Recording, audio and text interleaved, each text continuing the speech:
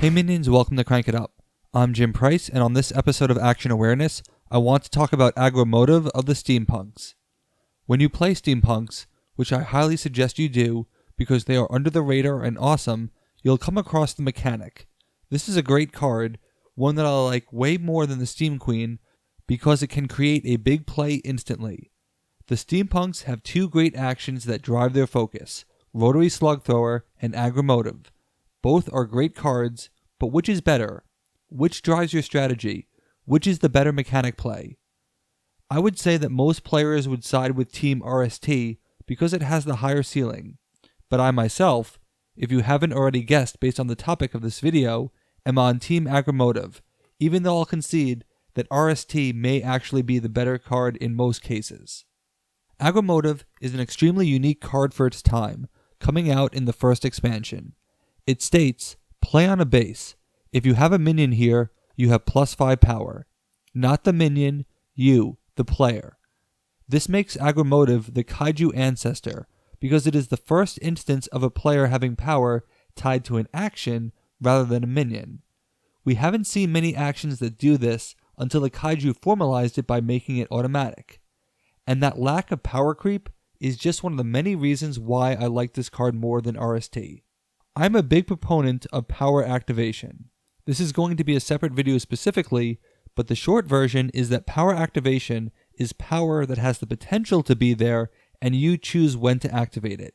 It can largely be set up in advance, which is precisely what Aggromotive does. When played on a base, it does not add any power, not yet, not unless a minion is there. And this is actually a good thing, because it means that you are not adding 5 power that your opponent can manipulate. Particularly in multiplayer games, this is big, where 5 to 7 power can mean 3rd place on a well-contested base, which is a waste of one of your 2 best actions. The Steampunks have a tendency to get paired with base-heavy factions, and understandably so, but they also do well with terminal power actions because they can set up cards like Aggromotive in advance. You can play Aggromotive one turn and play a Captain AHAB on a different base, then play Steam Man and a terminal power action next turn. Suddenly, you go from 0 to 11 power plus whatever the action adds, and you barely added any power creep in the turn in between. Mathematically speaking, RST would have only provided 4 power in this scenario, but I'm not knocking RST because it has plenty of use cases. It takes 3 minions for RST to overtake Aggromotive, which is pretty hard to do with Steampunks, who have no extra minion plays. You could advocate that playing whichever one supplies more power in a specific situation is the way to go. But the point of videos like this is to let strategy drive the card you play and to have you create situations rather than reacting to them. Aggromotive can do some really interesting things that RST simply cannot. First, by giving power to the player, you avoid certain pitfall specials that target the highest powered minion. There's also the fact that the power is all or nothing, which can be a hindrance or an opportunity. Yes, if you lose your only minion, you lose the Aggromotive power as well, and you would not qualify for any VP at the moment. This is unfortunate, but RST has the same problem. However, Aggromotive also means that if the minion power is subtracted, so is the action's power, which makes it harder for an opponent to break a base on your turn. As a reminder, even with 2 minions, Aggromotive is still better than RST, so as long as you avoid having only 1 minion on the base, a pitfall that will affect either action, Aggromotive can be spared from critical Phase 3 specials like Someday My Prince Will Come. And if those specials are played, you get to keep all 5 power, whereas RST would have you lose 2 of that power. I also love this card as a last-minute mechanic play. Aggromotive can be played from the discard pile for an easy 9 power, which when combined with a terminal action play, makes for a very easy swing on a base using little minions. By using less minions, you actually make RST be stronger because you can spread out your Captain AHABs before inevitably converging.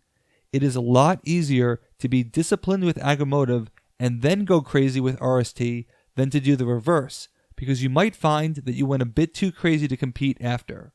When you factor in speed, Aggromotive is simply faster.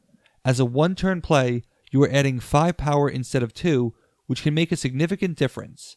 In a multiplayer game, bases can break quickly, and 9 power in a single turn can mean first place. Consider this, there is only one other action that adds a flat 5 power, and it does so in an effectively terminal way. There are other actions that will add more power, but when you consider the opportunity cost, Aggromotive really shines. The same expansion contains one of my least favorite cards in the game because it works against almost every strategy, the Polar Commando. But the Polar Commando is tailor-made for Aggromotive, as the two combine for an easy 11 power that can steal a 3-point base in the mid-teens.